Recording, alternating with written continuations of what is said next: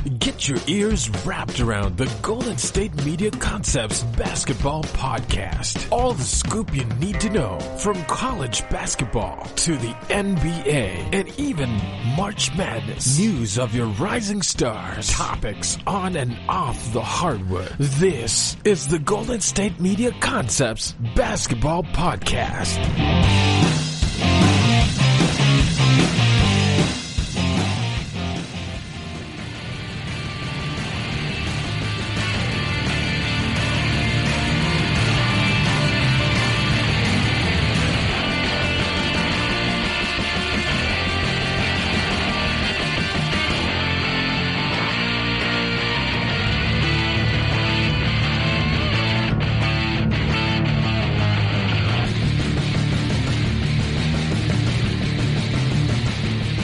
Thank you for tuning into the GSMC Basketball Podcast, brought to you by the GSMC Podcast Network. I'm your host, Isiah. We have a great show for you today. We're going to discuss if the Clippers are really legit or not, just based on their last few games. We'll check in with other superstar team in LA, obviously the Lakers. We'll discuss some trade rumors and speculations that could be interesting before the trade deadline. Before we revisit my predictions from my last podcast, some big matchups, big games happening throughout the last few days, and I made predictions on those. And then we'll see if your favorite player made the All-Star list before wrapping up the show with who's hot and who's not. So, are the Clippers legit or not? It's been a big question mark so far this season. Obviously, they're a newly put-together team based off this last offseason. Big blockbuster trade to get Kawhi, obviously, because he was the most sought-out free agent, but also they pulled Paul George into the mix as well, and all of a sudden everyone hailed them as the next, NBA champion for sure. Like, it was a done deal because these two were going to be that good, plus the players they already had there, like Lou Will, Harrell, who's been one of the most improved players over the last few years, Pat Bev, who's been leading the team. So they have a decent squad, and they should be, one of NBA's elites. But I think something a lot of people forget is the fact that they are a brand new team. They just made these trades. They're still very fresh, and even though, they have such great players, a lot of of what basketball means and what is necessary is team chemistry. And so until they build that up, they can't be considered a great team. And based on their last few games, you really can't expect them to be that great if they're going to be losing games as bad as they are. The last two games have been very questionable, especially against the Grizzlies. They got blown out 140-114 against the Grizzlies at home. That is a rough loss. The Grizzlies have been playing a lot better. They have good pieces, but you should not be losing that much to them, especially on your home floor as well. That's definitely something they need to address and something they need to fix. Like I said, the Grizzlies have decent pieces. A big piece is Ja Morant, their new second-round pick after Zion Williamson. He's a great pickup. He's probably going to be the Rookie of the Year. A few players are, challenging him for that, but in my opinion, he'll probably run away with it. I mean, the way he's been playing recently has been very impressive. He had highlight reels against the Warriors, against the Clippers recently, and I think another one even more recently, and he's just been playing extremely well. He's such a versatile guard, super athletic, can find multiple ways to score, and his handles are just disgusting. Like, he is just a fantastic player. They also have Dylan Brooks, who has been contributing more and more. He's kind of, starting to gain a little more confidence in the league. He's got 14.4 points per game this year. Crowder, he's been in the league for a couple years. He's a great defender. He's got 10.9 points per game and 6.1 rebounds, so he's a really good contributor. Brandon Clark as well, 12.7 points per game, 5.6 rebounds. Jaren Jackson, who's in his second year, is a really good pairing for Ja Morant. These two could really do something in the future if they continue building together. He's got 17.8 points per game and 4.8 rebounds. So far this year, he's a decent three-point shooter, and he's a great shot blocker. And then to top it all off, they got Valanciunas, who's a pretty good veteran center. He contributes here and there. He got 14.4 points per game and 9.8 rebounds, which they really need. So he's always been a pretty good center in this league and having his veteran experience with the young players that they have on the Grizzlies, they could really start to build something great there. But either way, the LA Clippers have way too much star power to be getting blown out by a team led by a rookie and a second year. And so, they were just not playing well in this game. They ended up started to get booed as they were down by 24 points at the end of the third. And really, I think it boils down to the fact that maybe they're just a little complacent, a little too overconfident because of all the stars that they have. So they expect to win. They expect to roll into Memphis. Doesn't matter how much sleep they get. Doesn't matter, how well they perform that day. They should just go in and roll over a team like Memphis. But honestly, the way that they came out and played, you're never going to expect to win games. And Montrezl Harrell is he's someone that spoke his mind after in the game, and I really like the quotes he had. I'm going to read one of them to you. He said, quote, "We're not a great team. That's one thing I think you all need to get out of your minds. We're not a great team. We just came together this year. We have 2 players that haven't been a part of this team. We have a player who won an NBA championship with a whole nother team last year. That's what we need to realize and wake up. We're still a team that needs to figure out things, and we need to do it, and what we need to do night in, night out to win." And I think, I said some of these points as well, and everything he's saying is absolutely true. They have a lot of things to figure out as a team to really become a team. And, that idea that they're already great without having achieved anything is a little, you're jumping the gun a little bit. I mean, obviously you're going to think they're great because of the stars they have on their team. But until they, accomplish something together, they can't be a great team. They had some good moments throughout the season. They still have a really good record and still competitive in the Western Conference, but they haven't done anything yet, and they're not going anywhere yet. They have to really start to find a groove in order to be successful. And then another thing that kind of raised some eyebrows is, Harrell was asked about the vibe in the locker room, in post game, and he said, "I don't know, brother. I don't know. That might be another problem right there." So, you could put that up for speculation. He might just be feeling bad about the loss, feeling down about how his team performed in that game. That's why he's saying these kind of things.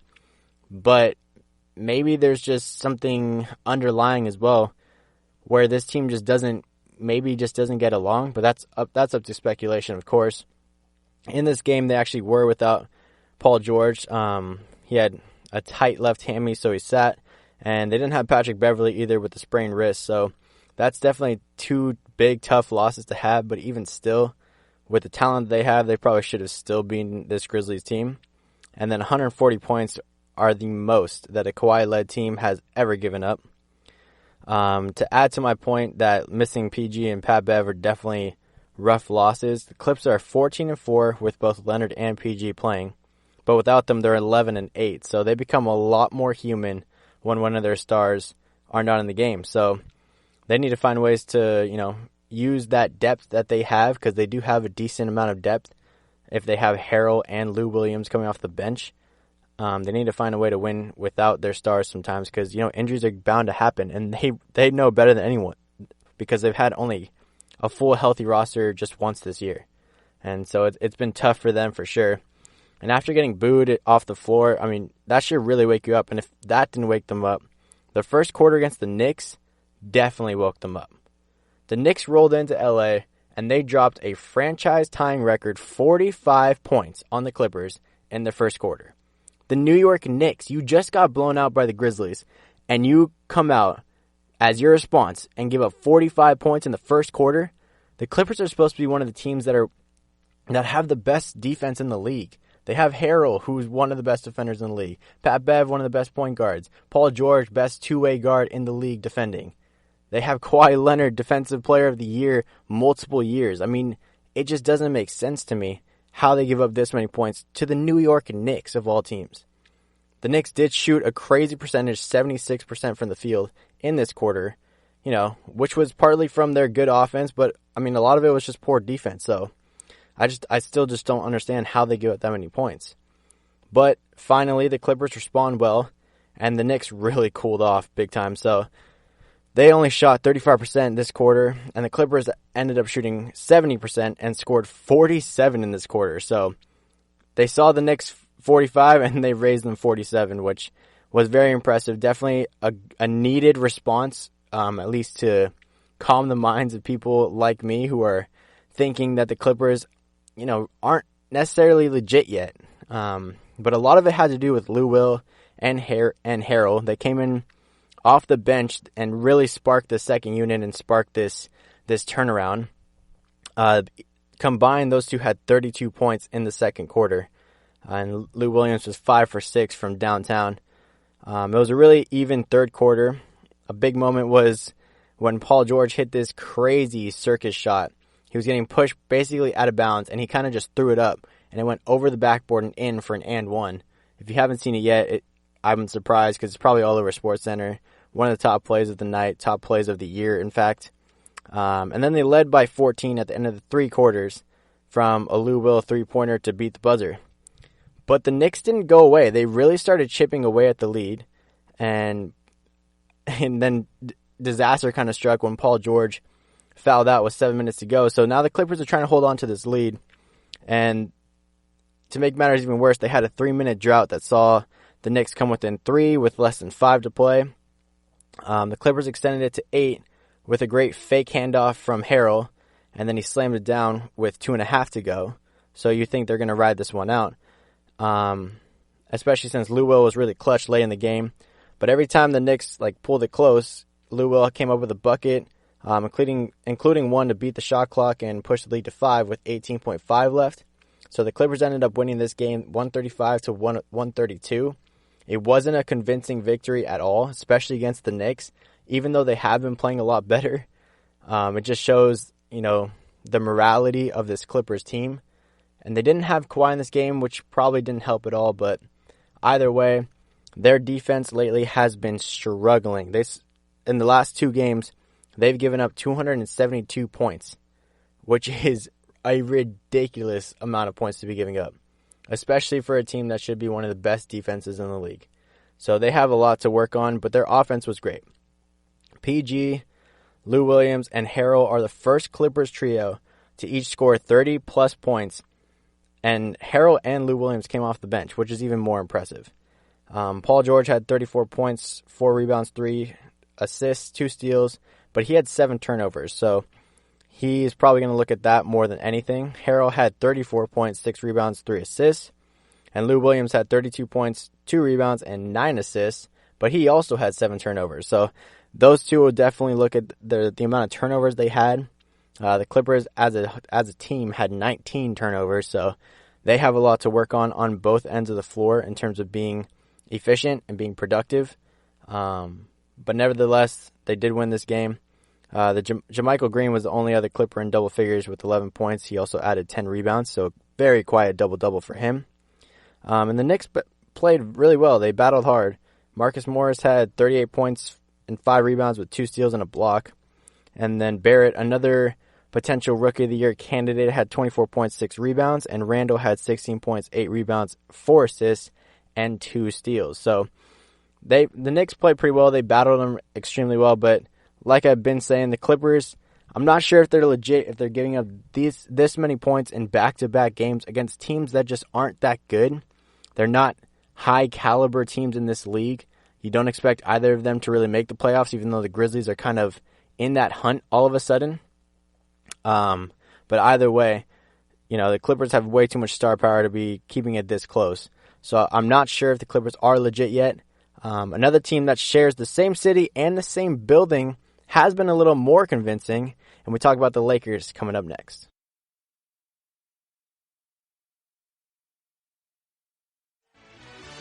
Are you looking for the very best NFL and college football podcast? Then check out the GSMC Football Podcast. Get the latest football news both on and off the field. From the NFL Draft to trades to the rumor mill to the NFL Combines, they got you covered. That's GSMCpodcast.com/football-podcast. Get updates on college rivalries, game day insights, and much, much more. It's football talk the way you want it. This show eats, sleeps, and breathes football. Don't forget to like them on Facebook and follow them on Twitter. Visit GSMCpodcast.com for more info.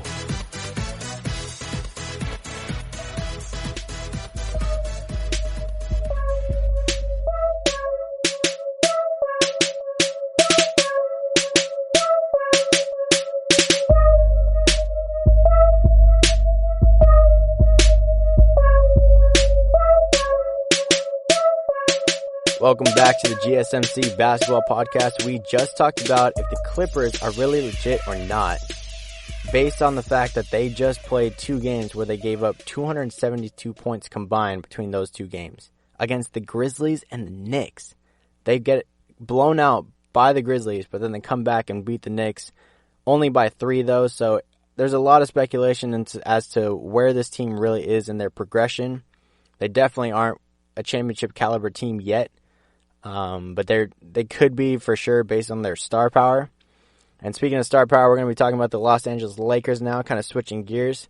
The Lakers played the Pelicans recently, and if you don't know why that's important, you got to think back to when Anthony Davis was a Pelican himself. Big blockbuster trade to get him over there. The Lakers have been gelling pretty quickly compared to how the Clippers project has been going, and LeBron and AD are just a crazy tandem. And a lot of people said they gave up too much for AD, but then again, AD has been a monster this year, and he showed no different in this game as well. When he went up against his former team, he really showed out. He's the first player since Shaquille O'Neal to put up 46 points and 13 rebounds in a game. Being next to Diesel, the big Diesel, Shaq, one of the best players of all time, in terms of stats, is definitely an impressive feat for Anthony Davis. And he really silenced a lot of people with this. I mean, the Lakers did give up a lot for Anthony Davis, but I guarantee you they're not looking back on that decision and thinking that was a mistake at all. Anthony Davis is very much in his prime with a LeBron James who's at the back end of his prime, but he's still, LeBron James. He's the king of the league. And since now he's turned into more of a facilitator, it makes Anthony Davis's life that much easier. And these two are doing really well. On the other side, the Pelicans, they're a process, and they're not quite there yet, and they know they shouldn't be. But they have been playing well. When they made this trade for AD, it was kind of like, let's take a breath, let's resuscitate the organization, and let's rebuild. Even though they have some good pieces right now, they know it's going to be a process. They're not looking to win this year. Maybe not even looking to win next year, but in a few years, they're going to be really good. Lonzo's stats, for instance, or since returning as a starter on the 23rd of December, are very promising. He has 17.3 points per game, 5.8 assists per game, and 6.3 rebounds per game, and he's shooting 40.8% from 3. And the Pelicans are 5-1 in their last 6 games with him. That's definitely promising to see. That's the kind of numbers that a lot of people expected Lonzo to jump to when he entered the league. And, you could talk all about his shot, how it's been broke, and how he has an ugly shot form, all this and that. But he's shooting 40.8% right now, at least over the last 6 games. So he's obviously doing something right in this stretch, and he's starting to find a little more confidence in a new situation. So if he can continue playing like this on a team that's going to have Zion Williamson coming back and Brandon Ingram on this team, who, by the way, might be the most improved player this year. Since getting into the league, he's been steadily improving. He's now in a situation where he's the focal point. The ball's in his hands most of the time. And he can find so many different ways to score, too. He's really been thriving. He's way above his career average in points. He's at 24.9 points per game right now, whereas his career high, or his career points per game, is 15.5. And 6.8 rebounds per game, where in his career he's been averaging 5. And then assists, not by much, but he's still above his career average, 3.8 versus 3. So he's really starting to find, who he is as a star in this league. A lot of comparisons to Kevin Durant, based on their build and his ability to go out and just find ways to get buckets. And he's been playing really well. But nevertheless, the Lakers did win this game. They won it 123-113, so it was a good contest between the two teams. And it was nice to see that LA gave a really nice video to Josh Hart, Brandon Ingram, and Lonzo, of course, who were all Lakers and casualties of war during this trade for Anthony Davis.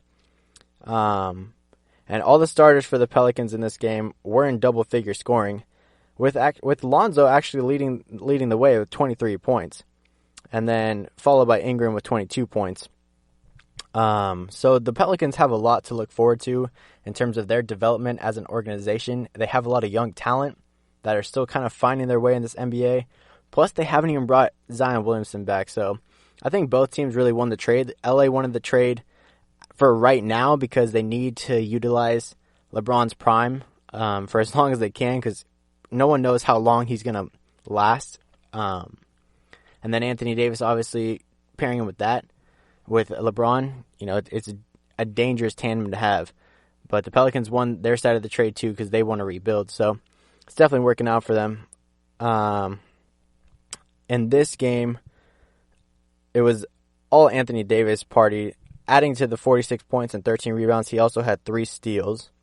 And then Danny Green, he had 25 points, 5 rebounds, and 5 assists, and he was 6 for 10 from 3. So he played extremely well. A player that, is mostly going to be a role player. He's just going to be a spot-up shooter, catch and shoot. And he's doing his job. And it makes it so much easier when he has LeBron James and he has Anthony Davis taking all the attention away from him. So he can just sit in the corner, wait for a pass, crazy pass from LeBron James, and just get buckets the way that he's able to do. So he's been playing extremely well. And then LeBron in this game had 17 points, 8 rebounds, and 15 assists. I know I talked about it a lot last podcast that he is just thriving in this new point forward role that he has. But wow, 15 assists is another impressive feat for the King. He's been playing really well. And I think in this new way of him playing, his assist numbers are crazy. He's leading the league right now in assists. And, they're just playing really well. And their most recent game, they played against the Detroit Pistons, who, have been struggling this year. They've been playing really poorly. They've had a lot of injuries, a lot of struggles. But it was actually a very good game, very competitive game. The Lakers went on to win 106-99, but the Pistons actually led 79-75 at the end of 3, and then the Lakers just turned on the defense and poured in the offense in the fourth quarter to outscore them 31-20. And the Lakers really were just propelled by who else but LeBron James, who got a triple-double in this contest. He had 21 points, 14 rebounds, and 11 assists. And these are just casual numbers that, he can go out and get whenever he wants because he has that much ability. He's easily can get any bucket he wants. He gets assists, so many assists per game because of his vision, his capabilities as a passer. And he's such a big presence that obviously he can grab a bunch of boards as well. So, casual numbers for him. AD had a monster game. He almost had a triple-double as well. He had 24 points, 11 rebounds, and 2 assists. 2 assists. I know what you're thinking. That's not close to a triple-double, so, what am I talking about? But oh wait, he had 8 blocks in this game. 8 blocks. That's ridiculous. He almost had a triple-double with blocks. That's the most blocks by a Laker since, here he is again, Shaq, in 2003 when he had 9 blocks. So AD is really finding ways to compare himself to Shaq the last couple games. And, the Lakers keep on rolling. Caruso, the fans all-star. He's in the top 10 for voting, along with Taco Fall, but I'll get to that later on in the show. He got 13 points, 3 rebounds, and 3 assists. And he also tried dunking on a man named Andre Drummond. He tried him at the rim. Drummond met him up top and actually ended up blocking Caruso, which was a big highlight. But it just shows that Caruso has no fear. He'll go try and dunk on anyone in the league. But Andre Drummond played really well. Points-wise, he kind of struggled, but he did have 4 total blocks. He only had 12 points, but he did have 18 rebounds. So, big man got boards against a really, really big team in LeBron James, Anthony Davis, JaVale McGee, and Dwight Howard. So, good on him for that. But he did shoot 2 for 13, so he definitely struggled finding ways to score on those big men. Derrick Rose, though, turning back time. He scored 28 points, had 3 rebounds, and 5 assists, 8 for 19 from the field. And that was coming off the bench as well, so that's a great game for him. Definitely probably nice for him to find a bit of a rhythm, a bit of a groove. He's was such a great player back in the day, before the injury, of course, so whenever he has the ability to kind of turn back the clock a little bit on the fans, it's always nice to see, and Detroit definitely needs it right now with all the injuries they have.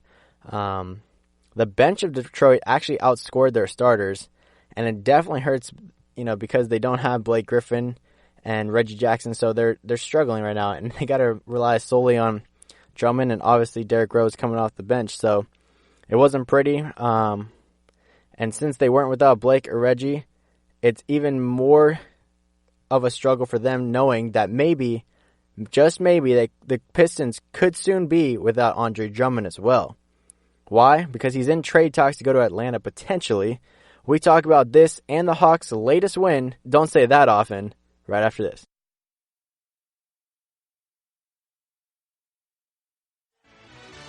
Check out the show that's built on the MMA. From the UFC to extreme cage fighting, they got the fights covered. Check out the GSMC MMA podcast. Get the latest news on past or upcoming fights. Join us as we talk to and about some of the biggest names in the MMA, past, present, and future. When it's the fight game, there's just one show to check out. GSMCpodcast.com/MMA-podcast. Don't forget to like them on Facebook and follow them on Twitter. Visit GSMCpodcast.com for more info.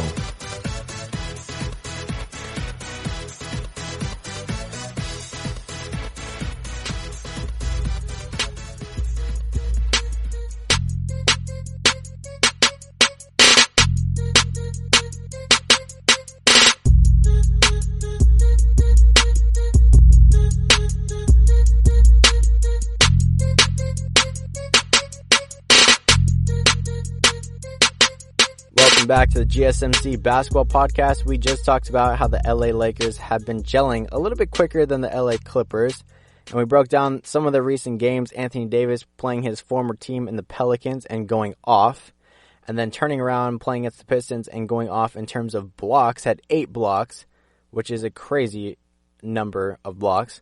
LeBron James got triple-double in that game. Now we're going to move forward a little bit since they did beat the Pistons. We're going to talk about Andre Drummond a little bit because he is in trade talks. Atlanta opened up trade talks centered around Andre Drummond recently. So it's kind of interesting to see if this ends up happening, what would it look like? And I think it would be, an interesting situation. They have Trae Young already, obviously. He's one of the best players in the league in his sophomore season already. Top 5 in points per game and top 5 in assists per game. One of the best stars in the league. And so paired with Andre Drummond, those two could be a very scary duo, especially since, obviously Trae's going to take the majority of your shots, so you need somebody to go down to get rebounds. Andre Drummond does exactly that. And so John Collins right now plays center for them, Atlanta. So they play kind of small ball, and John Collins is not a typical center. So slide him over and his 18.1 points per game and 9.7 rebounds per game, and bring in Drummond, and then get one more shooter with Trae, and they might have a squad all of a sudden. John Collins obviously isn't, an eyebrow raiser. He's not a big star, but he's a good role player. Trae Young is a star. Andre Drummond can be a star. That'd be a cool trio, and then get one more spot-up shooter. That's a decent squad. And then what's interesting about this is that Drummond has a player option in the summer. And what this means is if he decides not to re-sign or take whatever the Pistons give him, he could just walk away and the Pistons would get nothing. So it's almost a perfect time for him to jump ship.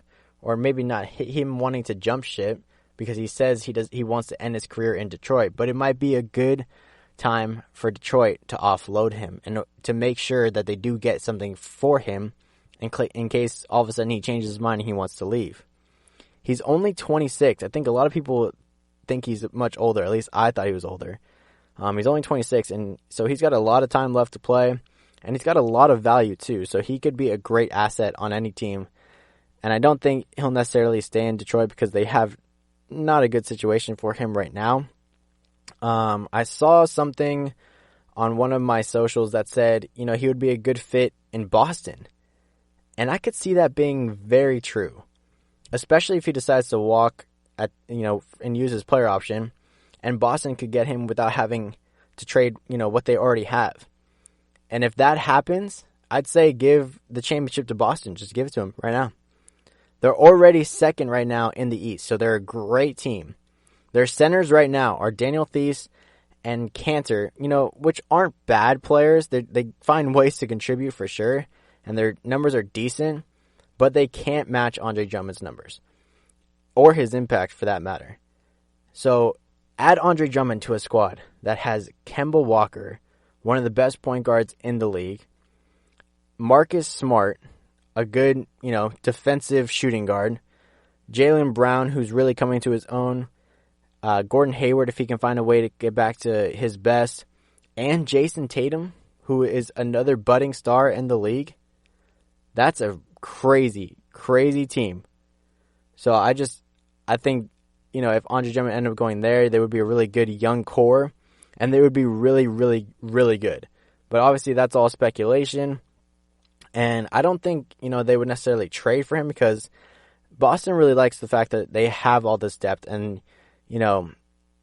they do need a center. I think if they had a center, it would kind of complete what they've got going on over there, but they don't want to lose any big pieces like Marcus Smart or Jaylen Brown. They like their wings.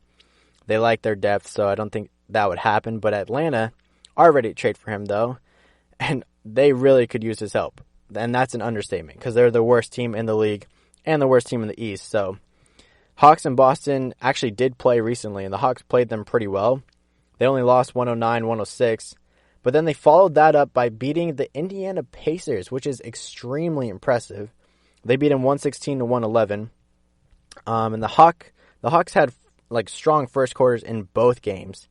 And in this particular game against the Pacers, they scored 43 points in the first quarter. So big first quarters are a trend in this show. Trae Young had 18 points in the first, setting himself up for a big night. That's kind of foreshadowing right there, in case you didn't notice. Indiana would win the next two quarters in terms of point totals, but this game was very close, where there were 14 lead changes in this game, and 5 times where it was tied. But the game ended up going to the Hawks. They led 96-95 entering the fourth. The Pacers had their chances to take this one late in the game, but would fall short and only score 16 points in the fourth quarter. The Hawks held on to win largely because of Trae, and that's obvious because he's been carrying this team all season long. He had 41 points, 4 assists, and 8 rebounds, and 2 steals. Kevin, I'm going to mispronounce this, Kevin Huerter, he had 26 points, 6 rebounds, and 5 assists. And then Len had, off the bench, 16 points and 9 rebounds with 3 blocks. So a decent stat line, played pretty well. But imagine if the Hawks had Andre Drummond. They just beat the Indiana Pacers and played the Boston Celtics extremely well. If they had Andre Drummond, it would just add to the fuel. I mean, obviously the Hawks aren't going to be expected to win many games this year, but for them to play this well against 2 teams in the East that are strong opponents is definitely, a step in the right direction. It doesn't necessarily mean that they're going to be that consistent and play that well. It could be another case of, big teams underestimating little teams and playing not so well, aka how the Clippers did against the Grizzlies and the Knicks. But you never know. I mean, I think the Hawks, they obviously need to rebuild for sure. They want to hold on to Trae Young as much as they can, and if they can bring other superstars over to Atlanta to help him, he wouldn't be inclined to leave. So if they're going to do that, it would be an interesting one to see for sure at the trade deadline.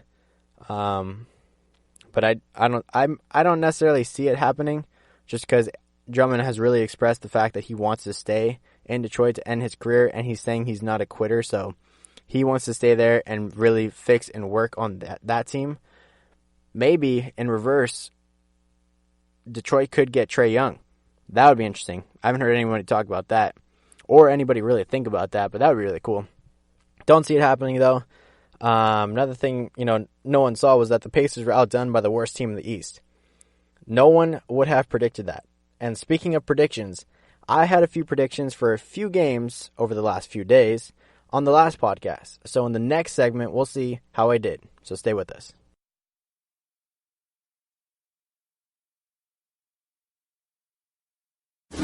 Check out the show built around the women of MMA. From the UFC to the extreme cage fighting, we got the fights covered. Listen. It's the Golden State Media Concepts Women's MMA Podcast. The latest news of upcoming fights, discussions of previous matches. Join us as we talk to and about the biggest names in women's mixed martial arts, past, present, and future. When it's the women's fight game, you know where to listen to. The Golden State Media Concepts Women's MMA Podcast.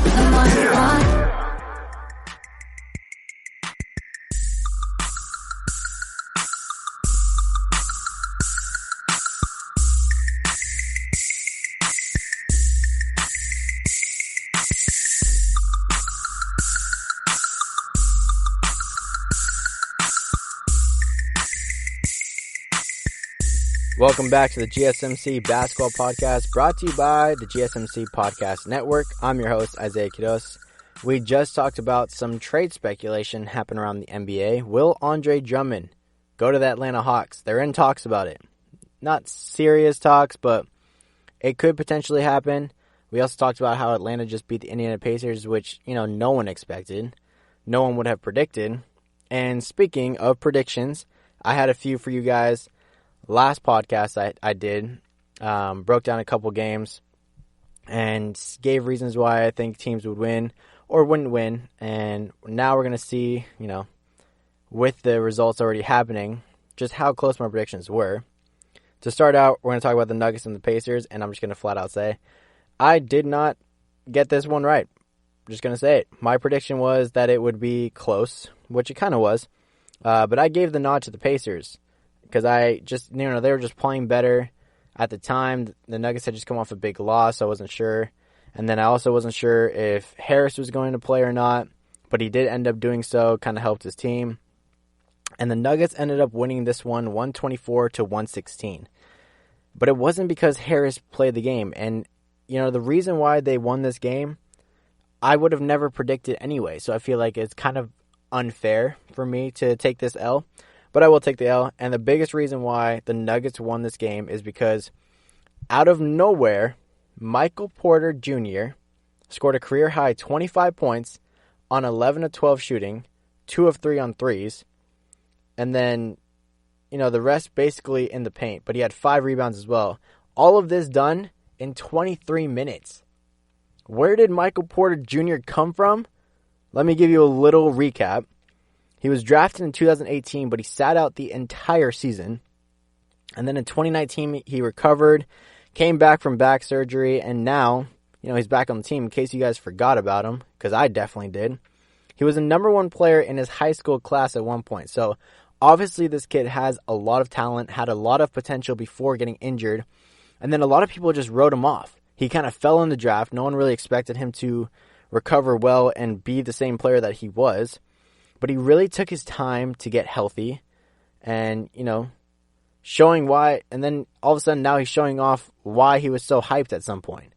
And I think it was really important for him to take his time with his injury because when you're young and you're hungry, trying to get in the NBA and you just get there, you rush things and you may make things worse. So he really took his time, made sure he was right, and, came back. And it really shows that the Nuggets have gotten some pretty good picks in the last few years. Let me remind you that Jokic was a second-round pick.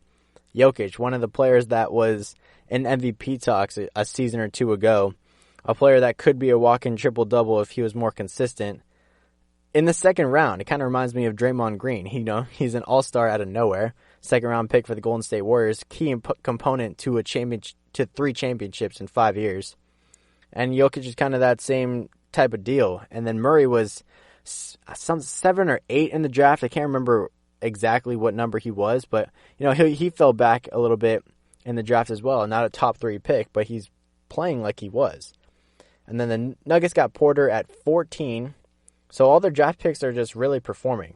If Michael Porter Jr. can continue to play like this, having him coming off the bench is such a luxury for a Denver Nuggets team that's already doing really well. They're still second in the West, and they're second in the West for a reason. I should have respected that more when I did my prediction and gone with them, but, hindsight, right? it made sense to me before. But I was on target for my next prediction, though. The Miami Heat versus the Raptors was going to be a big game, a big Eastern Conference matchup. But it actually ended up being a snooze fest. This game had no scoring at all. It ended 84-76. The Heat and Raptors scored no points, which is just so surprising because, in this day and age in the NBA, that's what you expect, is just an outpouring of points scored. You have teams like the Bucks who pour in 120 points per game, and then you have this game where the two teams combine almost for 120. They obviously go over that, 84-76. You do the quick math. But yeah, this is just, it's not really seen in this day and age. So we could say that this game was a very big defensive battle, but both teams just really played poorly in terms of shooting the ball. The Raptors shot the ball 6 for 42 from three-point land. I mean, you could give this up to defense. The Heat were playing zone, and in their zone, they were disrupting shooters a lot, definitely, contesting most of them, but to shoot 6 for 42 from the three-point land, that's just extremely poor. And then it definitely didn't help the fact that the Raptors have so many injuries right now. Pascal Siakam's still out, and Marc Gasol is still out. They're not necessarily going to return anytime soon. And then to make matters even worse for the Raptors, they ended up losing Kyle Lowry to an ankle injury. He rolled his ankle in the third quarter, and he didn't return. But he did have 15 points, 4 rebounds, and 8 assists before that, so he was playing really well, definitely contributing. So it definitely hurt the fact that he didn't play the rest of the game. Ibaka was the one that actually led the way with 19 points and 10 rebounds. Last podcast I said that, he didn't match up extremely well against Adebayo. Like, he does have the potential to carry a team and put up big numbers, but I said I didn't necessarily see that happening just because, he's in the back end of his career, he's a little older, and Adebayo is obviously just going to outplay him. I think the Heat that has better assets, I still do. But Ibaka had one of those games where he just said, you know what, I'm going to play really well. And he has the potential to take over, like I said. And so I was right about that. I was right about the fact that it just wouldn't be enough. But and this is in spite of the fact that Jimmy Butler only had 10 shots and only made 2 of them, sorry. And this resulted in only 8 points, 12 rebounds, and 7 assists.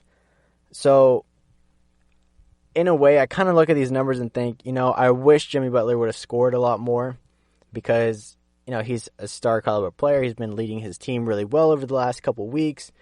But then it also made me start to think that, you know what, this isn't 2K, so he doesn't need to be scoring 2K numbers. You just need to impact the game in certain ways. The Raptors only scored 76 points, so I feel like a lot of that probably had to do with Jimmy Butler's defense.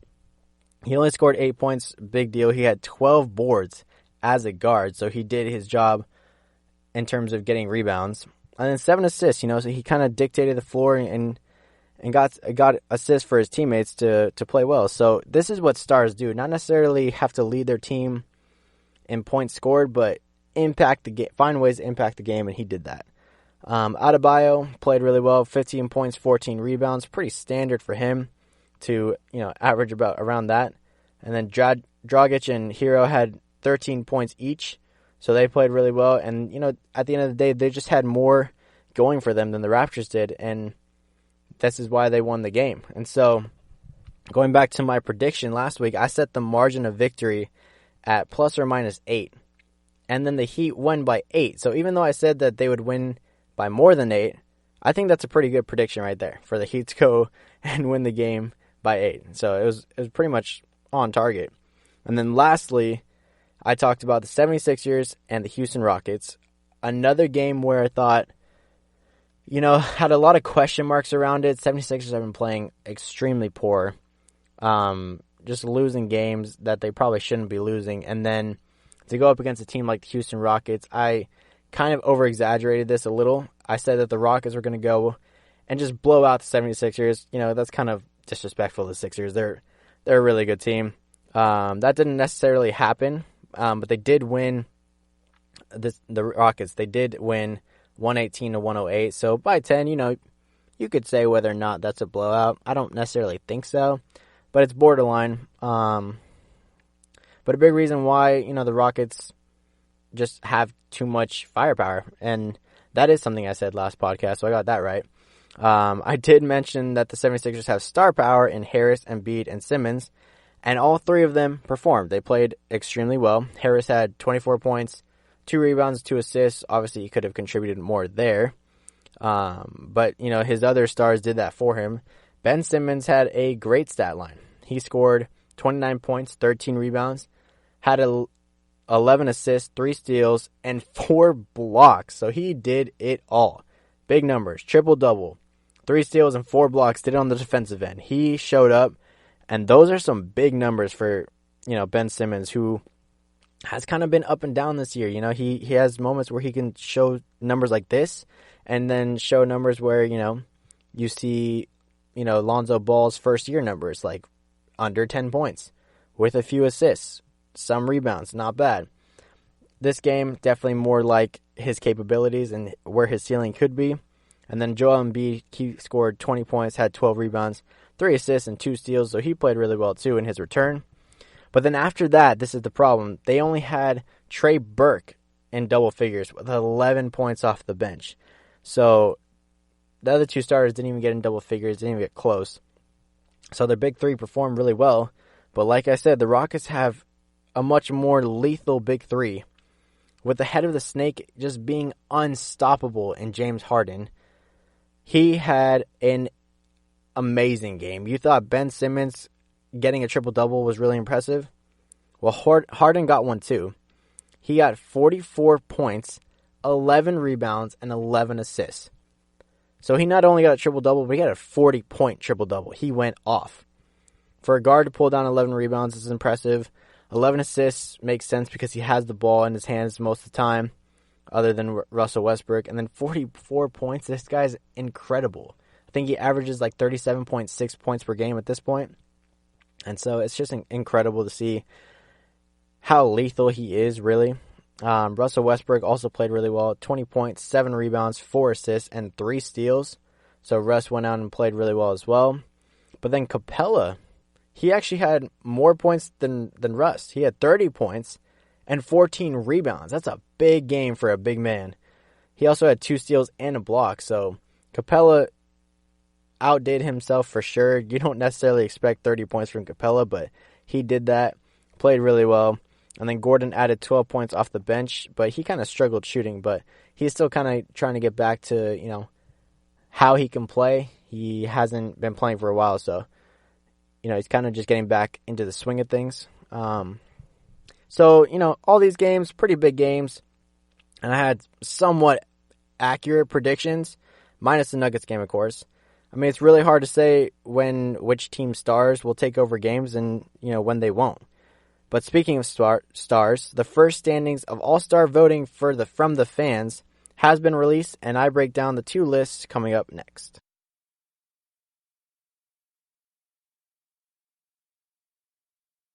Tired of searching the vast jungle of podcasts? Now listen close and hear this out.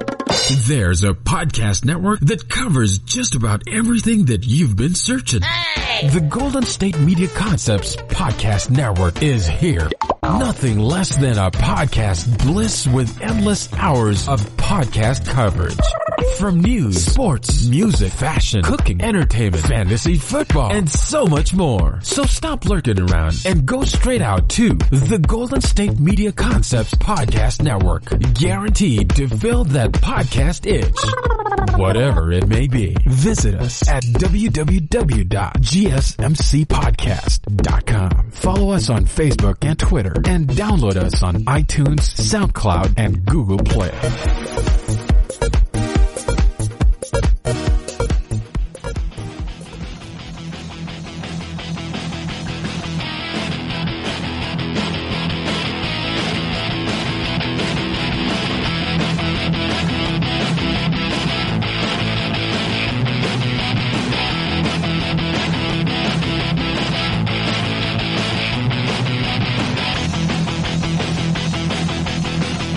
Welcome back to the GSMC Basketball Podcast. We just talked about some big games that happened over the last couple of days, and I had predictions on those games as well, so we matched them up with what I thought was going to happen in the game.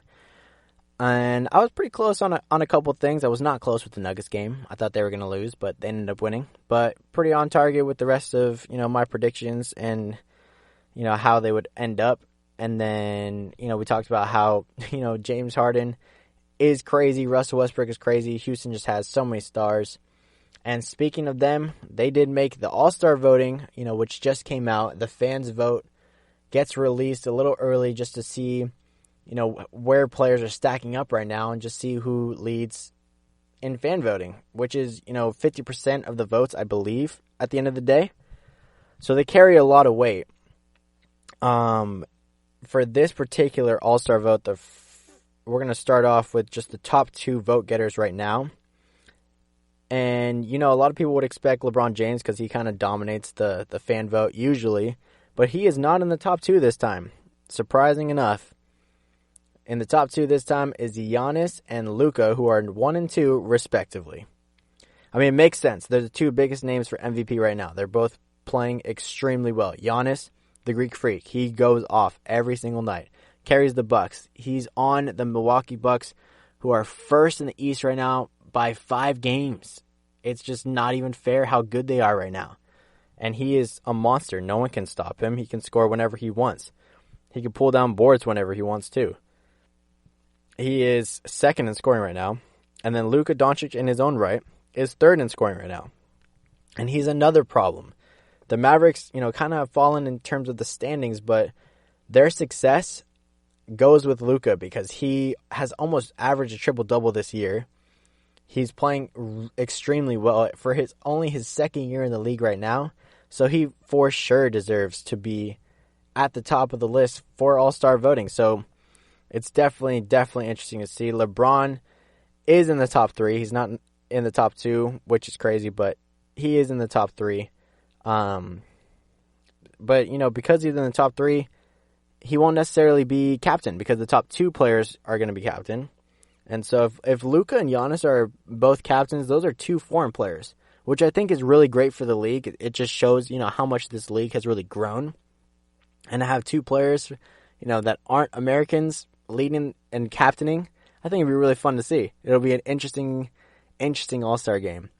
But yeah, LeBron is third. It makes sense. He's been playing extremely well. And then on, how I talked about Giannis been carrying the Bucks, LeBron's carrying the Lakers, and him and Anthony Davis, who's in 4th for All-Star voting, they're both carrying the Lakers, who are 4.5 up, leading the West.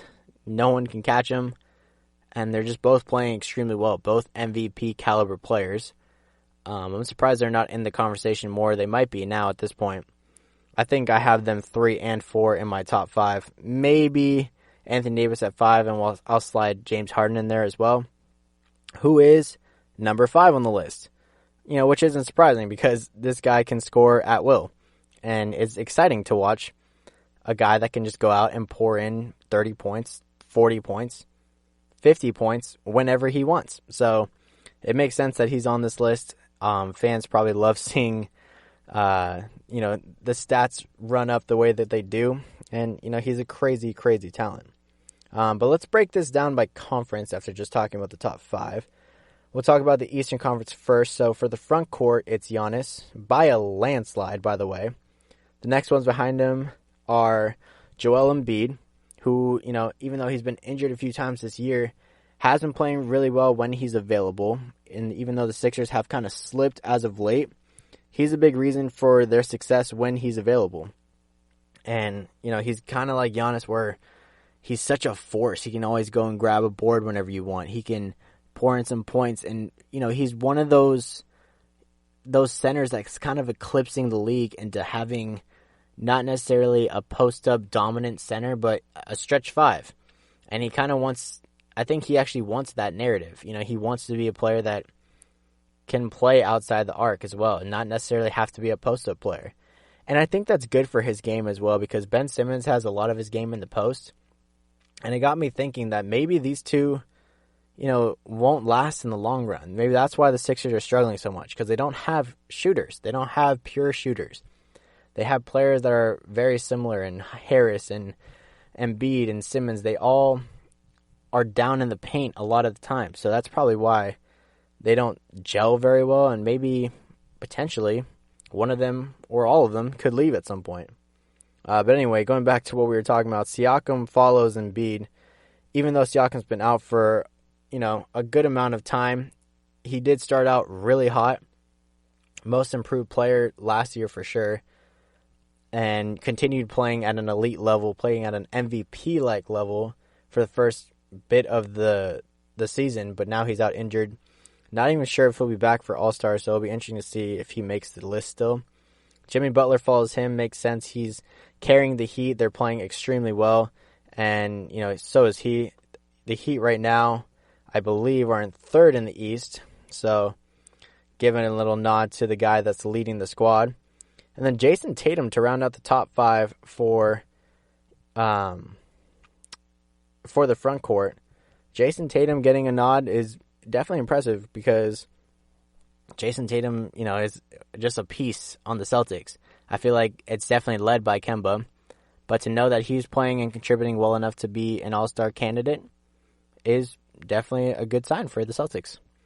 It's funny, though, in number 6 is his teammate, Taco Fall, who doesn't really play, but, he's a fan favorite. I mean, people go crazy over this guy just for the fact that he is extremely tall.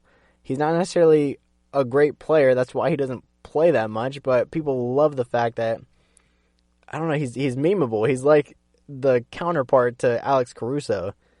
But, there's even a time where Brad Stevens hyped him up to the crowd, kind of had him, get excited before he finally let Taco get into the game. So he doesn't play that much, but he's in the top 6. I don't see him going to the All-Star game, obviously, but it's pretty funny that he's in this list.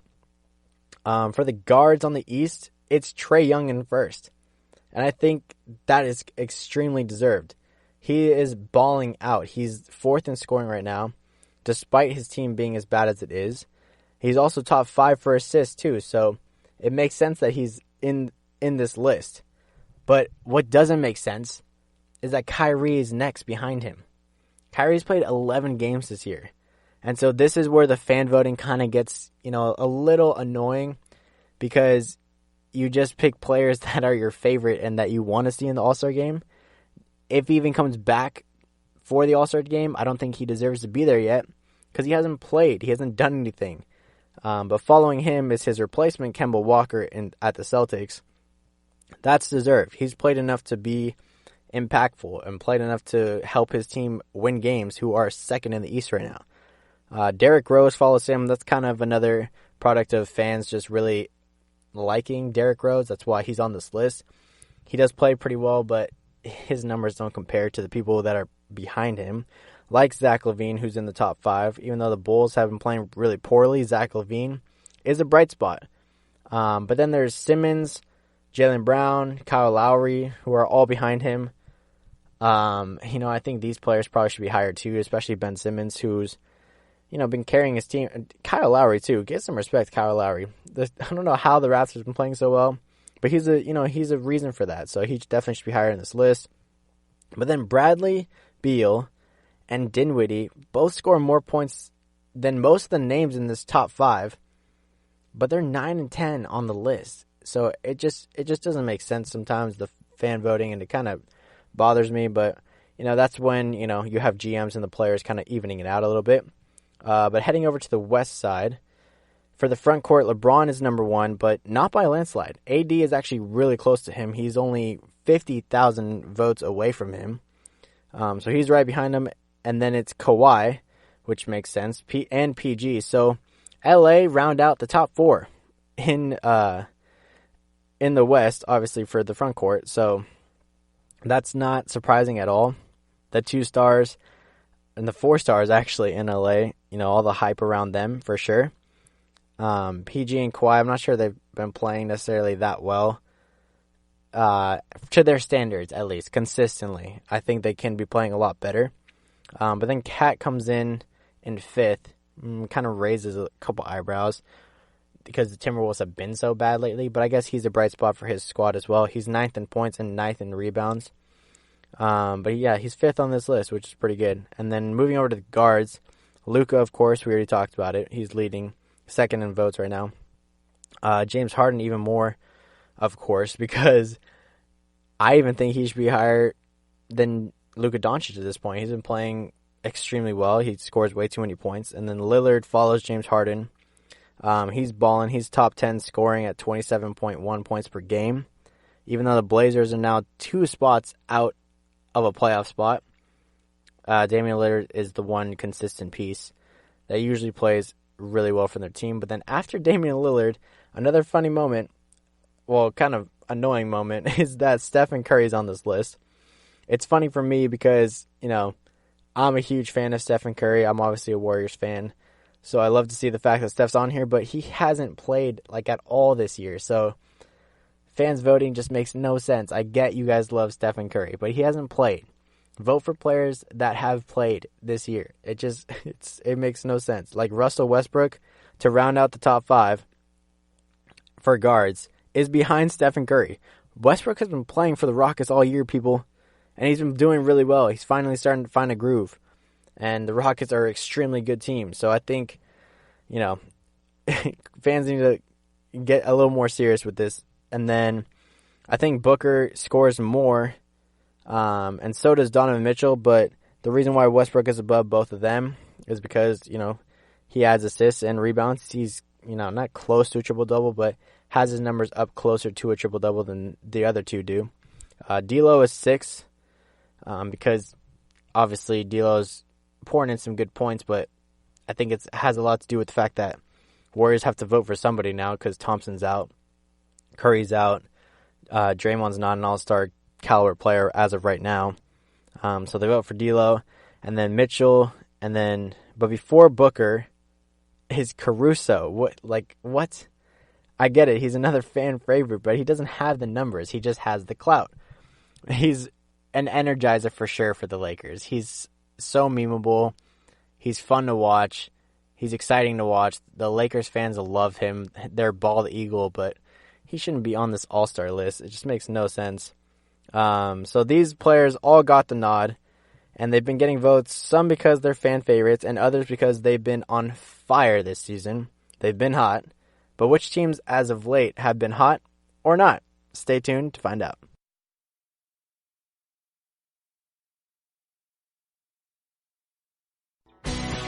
Are you looking to get your college football fixed? Looking to get the latest news on your favorite school's team? The GSMC College Football Podcast is your ticket to all things college football. Join us as we talk college football from the national championship, the college rivalries, the bowl game, to the Heisman Trophy. So which conference is the best? We've got you covered for the Big Ten, SEC, Big 12, the Pac-12, ACC, and everything in between. Download the GSMC College Football Podcast on iTunes, Stitcher, SoundCloud, Google Play, or anywhere you find podcasts. Just type GSMC in the search bar.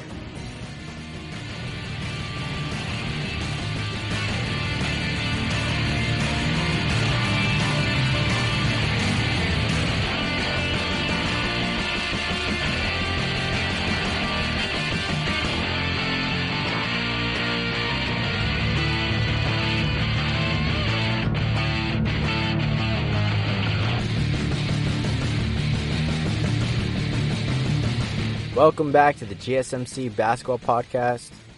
We just talked about the All-Star votes being released for the fan voting. And, obviously a lot of big names in Giannis, Luka. We got LeBron, AD, and James Harden in the top 5 for all the votes going on right now. But we also have players like Stephen Curry that are making the list, Kyrie Irving, Taco, and Caruso. Players that, don't play in Steph and Kyrie, and then players that just aren't that impactful in Caruso and Taco. So it's kind of interesting to see. But the other players, they make sense. That top 5, they've been hot all year. So now we're going to transition to teams that have been hot this year. I'll give you my top 5. We'll start with number 5. The Miami Heat and the Rockets I'm going to combine them for number 5 on my list. They're both 7-3 in their last 10 games. But I'm going to give the nod to the Heat just because in those last 10, they've beat the 76ers twice, the Jazz, the Raptors, and the Blazers. And if we say, the last 10 games, past the 10 games, they also beat the Mavericks as well. So the Heat are not only playing extremely well, they're going up against really tough competition and coming up on top. And I'm not sure how they're doing it. They're just playing really well.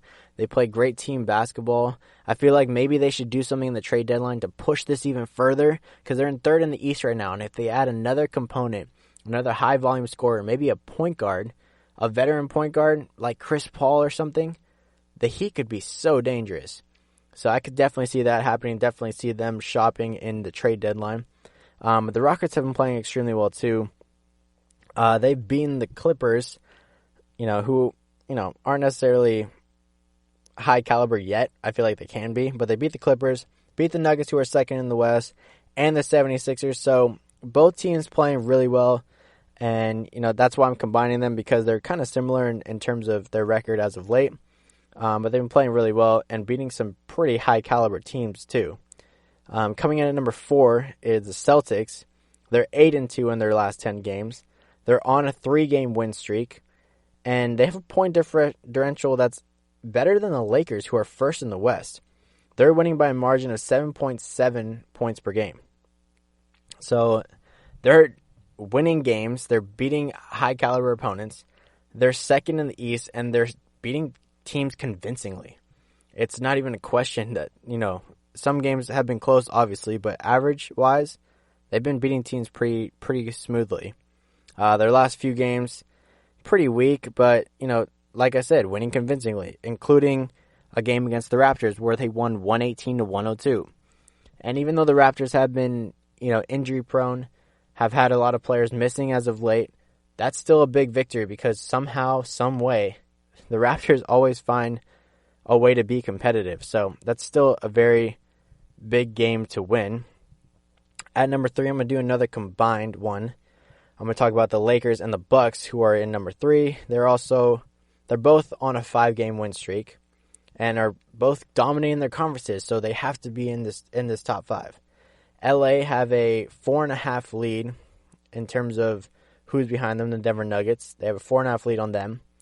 And, they have been more Showtime lately than ever. They've found a groove. They've found ways to just win games. And a lot of it has to do with the two superstars they have in LeBron James and Anthony Davis. I mean, when you have those two players, it's hard to beat them. LeBron's an assist machine right now, and Anthony Davis just eats and eats. That guy is amazing. He's so good. And then you have, players like Alex Caruso, who goes up and dunks on people. Or JaVale McGee, who threw up a crazy circus shot 3-pointer to beat the shot clock and it went in somehow. So everything is just clicking right now for the Lakers, and they're playing really well. And it shows in their record. And then on the other side, that you have the Milwaukee Bucks, who are a little more conventional, a little more old school. They have a 5-game lead over second-place Boston Celtics. They've been dominating all year. And they have a point differential, a margin of victory point differential of 12.8. That's crazy. They're not just winning games. They're destroying teams. No one can compete with this team right now. They've lost a couple games, but I don't see them losing a lot more. I'll tell you that much. And then coming in number 2 on Who's Hot, the Oklahoma City Thunder. I know that they're only in 7th place right now in the West, but they're 9-1 their last 10 games. They're on a 5-game winning streak, and they just keep climbing up the West. They're cutting down the margin in which they're behind the rest of the pack at the top of the West. Right now, they're only 4 games out of 2nd place. It's that close in the Western Conference right now. That 7th place is 4 games out of 2nd. So the Thunder have been playing really well. I'm not sure how, because, they have decent pieces, but no one expected this team to be good at all. They have 3 games less played than the Clippers, who are in 4th right now. And Clippers are 3.5 points ahead of the Thunder right now. So they could catch them if they caught up with the amount of games that they played. they haven't had the toughest stretch of games, but, they still have good results. They beat the Clippers, they beat the Raptors, and they beat the Mavericks too. So this team is grinding out victories. And then in very similar fashion, coming in at number 1 is the Utah Jazz. They're 9-1 as well in their last 10 games. They're also on a 5-game win streak, but they're in 5th in the West. And in the same kind of fashion, they haven't had the toughest last few games, but they beat teams like the Blazers, the Clippers, and then Donovan Mitchell is really becoming a star and really coming into his own in this league. I saw a SportsCenter segment about him being compared to Dwayne Wade, and it blew my mind. Of course. He reminds me a lot of Dwayne Wade too. He's just like Flash. He's very, his footwork, the way he fades away, the way he can go dunk on people, the way he can be a great two-way defensive guard.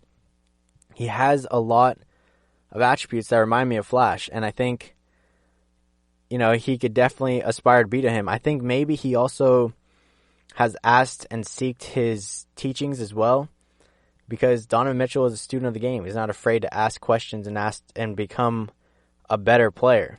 And so that's why I think the Utah Jazz are the hottest team right now, just because they are climbing up the West. They've been playing extremely well.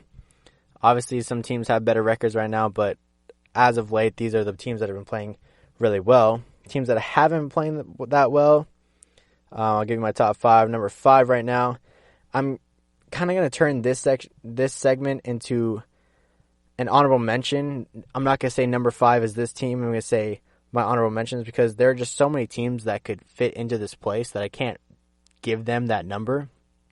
I'll tell you why. The Suns, who are 3-7 in their last 10, they lost to the Warriors not too long ago, and the Grizzlies most recently. They've had a really tough schedule, though. They've obviously dropped a lot of points because of that, but they're 3-7 in their last 10, so they've been struggling mightily. The Warriors, who are still last in the West, they're on a 4-game losing streak. The Blazers, who are 2 spots out of a playoff spot right now, and are 4-6 in their last 10.